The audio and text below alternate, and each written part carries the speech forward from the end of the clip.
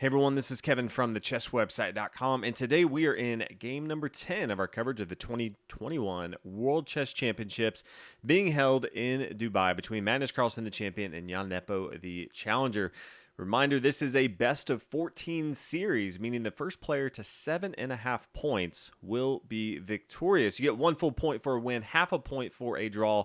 Coming into game number 10, Magnus Carlsen has 6 points.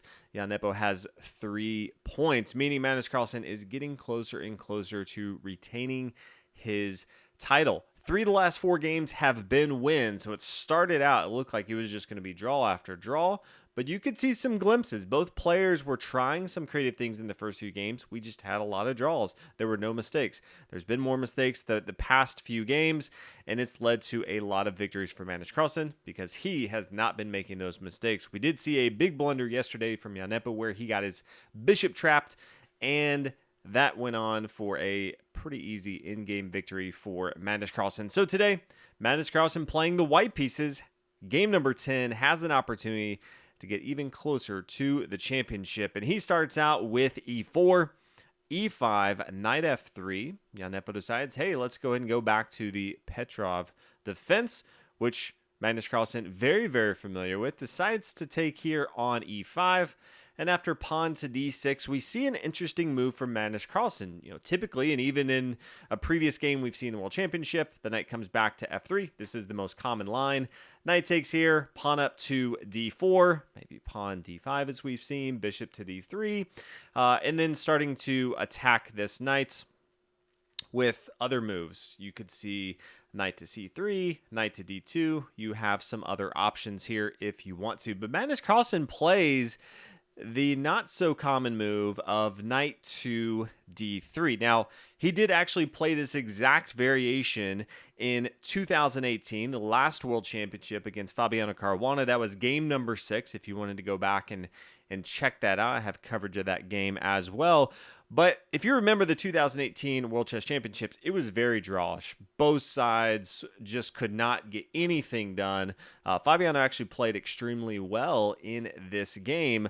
But at the end of the day, this is a very safe way for Magnus Carlsen to play the Petrov defense. He's extremely comfortable in this opening, and knight to d3 makes it very difficult for black to find any opening and attack him. And that's, I think, what Magnus Carlsen's trying to do. He recognizes that he is close to retaining the title. He's up 3 full points on his opponent. He wants to go for the safest lines possible. So after the knight takes here on e4, then you play queen to e2, pinning down this knight, queen to e7, blocking that, and then you play knight to f4. Now, the main line from here is knight to c6, followed by knight to d5, attacking the queen here.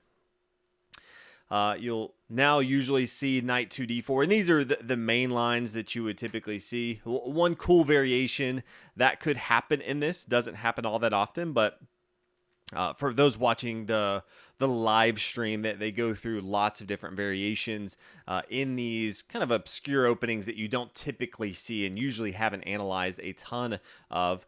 And from here, queen to c4, since the queen's under attack.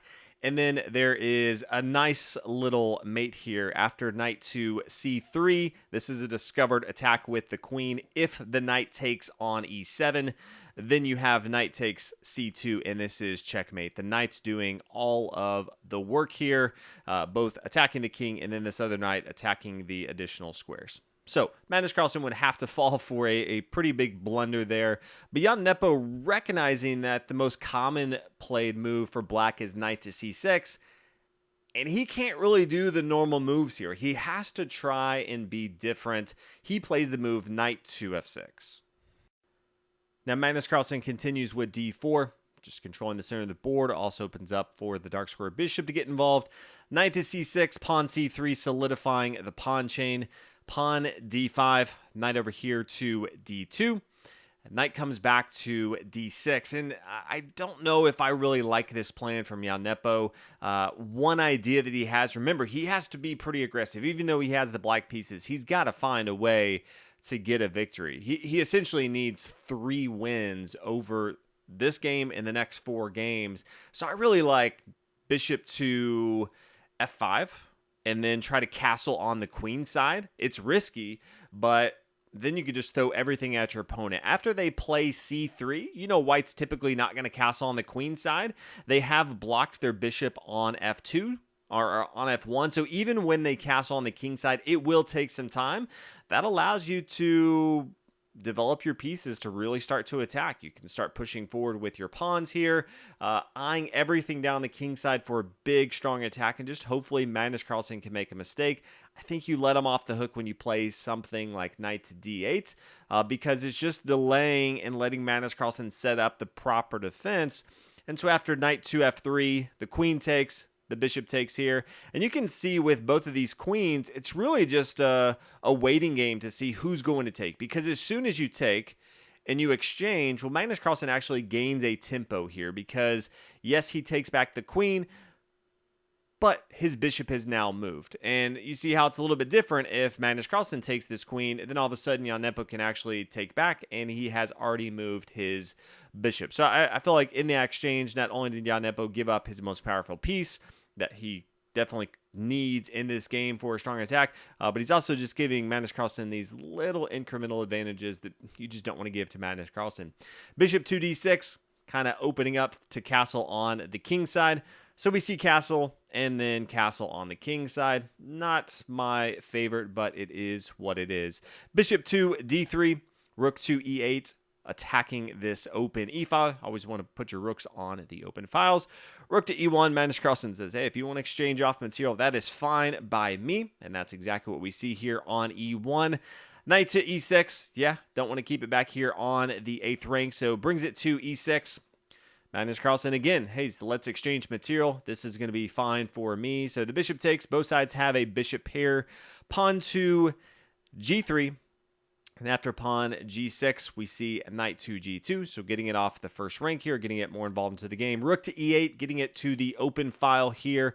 Pawn to f3, Magnus Carlsen recognizing, yeah, we just block off all of these squares. The knight can't really come to anything at any point, so blocking all of that off. Also just stopping a lot of the squares that the bishop can go to. And since the queen's off the board, you don't have to worry as much about pushing these pawns and worrying about someone attacking your king. At this point, you kind of want to get your king involved into the game. Knight to h5, and then king f2, pawn c6, just solidifying the pawn chain on the queen side of the board, and then pawn g4. No real good square for this knight to go to. Can't come to f4, because then you're just going to see an exchange. The knight and the bishop both attacking the square here on f4. Can't just come down to g3 easier, so the knight comes back to g7. Again, not able to find any sort of attacking lines, can black. Bishop to f4 says, let's exchange material. Exactly Magnus Carlsen's playing here. Knight takes on f4, pawn g5, attacking the knight. Knight comes back to e2. Pawn f5, trying to blow up the king side of the board. Maybe they can get something going on. Pawn to h3, just solidifying the pawn. King to f7, activating it, definitely need to do that. And then rook to h1. I like the idea for Magnus Carlsen. It looks like the only thing happening is on the king side, so he wants to get in that support right now, and maybe he can push forward and find even a victory if black allows. Can also just get your rook behind enemy lines. Once your rook gets on the 7th rank, you can start to attack these pawns here on a7 and b7. So I think Magnus Carlsen not only is somewhat playing for a draw in some respects, but also feel like he has the best option if someone was going to win this game. Black continues with pawn h6 and then pawn f4, blowing up the pawn structures here. Pawn takes back, bishop takes here, and then rook takes on h6. And this is also setting up for the bishop to come here to g6, attacking the king. And the king, once it moves, then the rook would fall here on e8. Nepo realizes cannot let that happen. So bishop to f5, bishop takes here. Knight takes on f5, and then rook to h7, kind of as we talked about. After the rook is on the 7th rank, forcing the king to move, you can see the threat over here attacking these pawns. So the knight has to come back to g7, play some defense now. The pawn can take on g5, is now up a pawn of material, although Nepo can get that material back, but he's fighting from a spot of coming from behind. There's no real way to get an initiative getting into the endgame. Magnus Carlsen has not made a mistake in the endgame yet this tournament. King2 G6 attacking the rook and the pawn to get back that pawn and material. Rook comes back H3. King takes here. King2 or Rook 2 G3 attacking the king and the knight behind it. King to F6 to hold on to it. Rook to F3 attacking the king. All of a sudden, knight to F4, and kind of both sides. You want to get your knight on a central outpost. The central outpost for Magnus Carlsen is going to be this E5 square, and just really, really attacking all the critical squares that black is going to be trying to move to. And from black's standpoint, wants to get the knight here to E4. So that's where both sides are going. King to D6. Knight to G6, just maneuvering a little bit. Rook to E6, yeah, you're attacking it, but it doesn't matter because then knight to E5, knight up to E8, trying to maneuver a little bit because then it can come to F6 and then E4, as we discussed. Rook to F7, and then rook to F6. So this pretty much just ends the game. This is forcing Magnus Carlsen to trade off, which he's completely fine doing. It's check and attacking the rook. You just have to go ahead and take here. So after the knight takes, then we see king to E3. And this is a drawn game. Both sides decide, yeah, there's no one going to get a victory here. Magnus Carlsen could have tried the longest game ever, but even still, it's symmetrical. I don't see how anyone improves from here, and so we'll probably see a threefold repetition pretty soon. So they decide to draw, and all of a sudden we have 4 games left. Jan Nepo needs to win 3 of them just to tie Magnus Carlsen and take it to tiebreakers. If he wins the remaining 4, then he would be the champion. Spoiler alert, though, even though it has not happened, Jan Nepo is not going to win the next 4. That's just my expertise of predicting the future. That's just what I think. If you feel differently, let me know. But I think Magnus Carlsen is going to be the champion, and I think it's going to be sooner than later. Now, they do have a day off tomorrow to prepare, and then they'll come back for 3 days. If by chance, which it won't happen, there is a final day, then they're going to play 3 days after the rest day, take a day off, and then come back for game number 14. I don't think it'll take that long. Remember, Magnus Carlsen already has 6.5 points, so all he needs is 1 more point. If he gets a victory, he wins. If he gets 2 more draws, he wins. Jan Nepo has to win 3 of the remaining 4 games. So I thought Magnus Carlsen played a really safe opening today. I did not expect anything differently.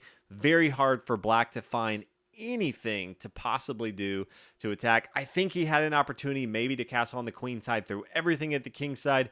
He opted for the safer line. I just don't feel like he has the confidence right now to attack Magnus Carlsen. I think he realizes that he could make a mistake and then Magnus Carlsen would capitalize, and this would be over sooner than later. Magnus Carlsen could have easily gotten a victory if black played incorrectly. So that was game number 10. Just a lesson for Magnus Carlsen on how to navigate the World Championship. But thank you guys so much for watching. This series has been a lot of fun watching the master go to work. But thanks again, and I'll see you in 2 days after our rest day for game number 11.